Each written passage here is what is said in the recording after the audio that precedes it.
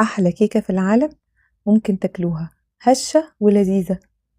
كيكة التراليشيا التركية، بصوا عاملة ازاي. هوريكم النهاردة ازاي عملتها بطريقة سهلة وبسيطة، وما تنسوش تشتركوا في القناة عشان يوصلكم كل جديد. أول حاجة معانا مقادير الكيكة. عندنا 6 بيضات وكوبايتين دقيق، عليهم معلقتين بيكنج باودر ورشة ملح، وكوباية ونص سكر، ومعانا معلقتين من الفانيليا. هحط البيض في الميكسر، وممكن في المرحلة دي تستخدموا المضرب اليدوي عادي، بس هياخد منكم شوية وقت. وهزود عليها الفانيليا، وهحط عليهم كوباية ونص من السكر. وهنا أنا بعملها من غير لا زيت ولا زبدة ولا حليب، أنا بسقيها حليب لما بتطلع من الفرن. والخطوة دي يا جماعة مهمة جدا، لازم هتاخد وقتها معاكم لحد ما القوام بتاعها يبقى بالشكل ده ولونه يبقى فاتح كده. ما تستعجلوش عليها، خلوها يا جماعة تاخد وقتها، بتاخد معاكم من 5 ل10 دقايق تقريبا حسب انتم مستخدمين ايه. ودلوقتي بقت جاهزة معانا، هبدأ ازود عليها الدقيق بالتدريج. طبعا كوبايتين دقيق معايا منخولين وجاهزين للاستخدام. بزود شوية واضربهم وارجع ازود شوية تانيين واضربهم لحد ما الدقيق لونه يختفي خالص.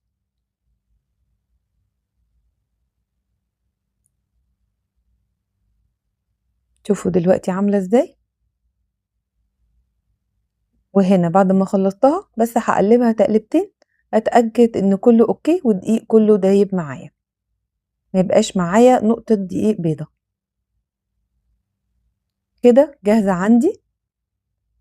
هنبدأ نجيب بقى اي قارب مناسب عندنا ونحط فيه ورقة زبدة، ويكون نوع ورق الزبدة كويس يا جماعة، ونحط الخليط بتاعنا. وطبعا الفرن يبقى مسخن مسبقا على درجة حرارة 180، وهندخلها الفرن بتاخد حوالي ربع ساعة على 180، وبرجع انزل الحرارة 160 بتاخد ربع ساعة كمان.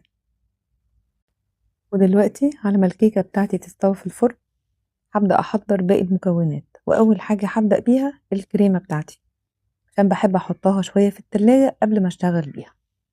معايا 4 باكت كريم شانتيه، الباكت بتاعي صغير يا جماعة حوالي 35 جرام. وهحط على الباكت الواحد ربع كوباية مية متلجة، ممكن تستخدموا حليب، ولو مفيش مية متلجة ممكن نستخدم مية عادية بس نزود عليها مكعبين تلج. في الخطوة دي نبدأ نضرب بالمكسر بشويش خالص، وبعدين نزود السرعة بتاعتنا يا جماعة بالتدريج، وما نستعجلش في الخفق بتاع الكريمة لحد ما تتقل معانا خالص يا جماعة وقوامها يتماسك. انا في الوصفة دي عايزة الكريمة بتاعتي تبقى تقيلة شوية عن العادي اللي بتستعمله لحد ما توصل للقوام ده.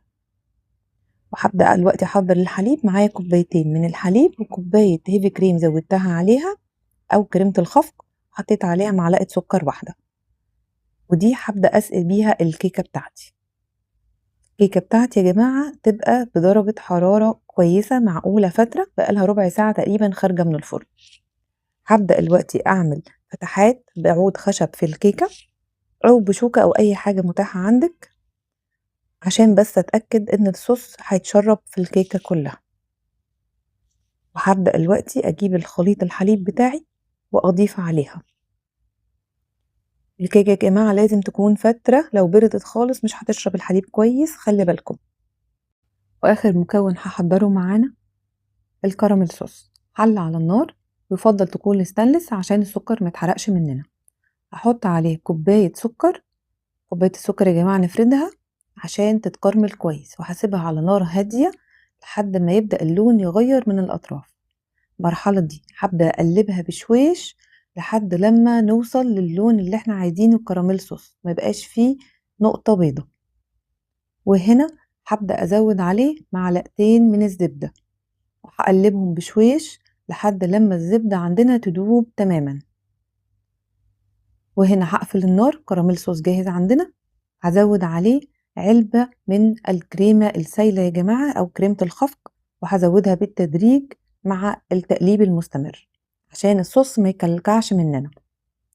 وده دلوقتي القوام النهائي بتاع الكراميل اللي احنا عايزينه، واللون لا مكتل ولا محروق، تحفة يا جماعة ومظبوط. هنسيبه يبرد خالص لحد لما اجيب الكيكة واحط عليها الكريمة بتاعتي. هفرد الكريمة بتاعتي كويس، طبعا كنت مطلعاها من التلاجة، هفردها على الكيكة لحد ما تبقى بالمنظر ده.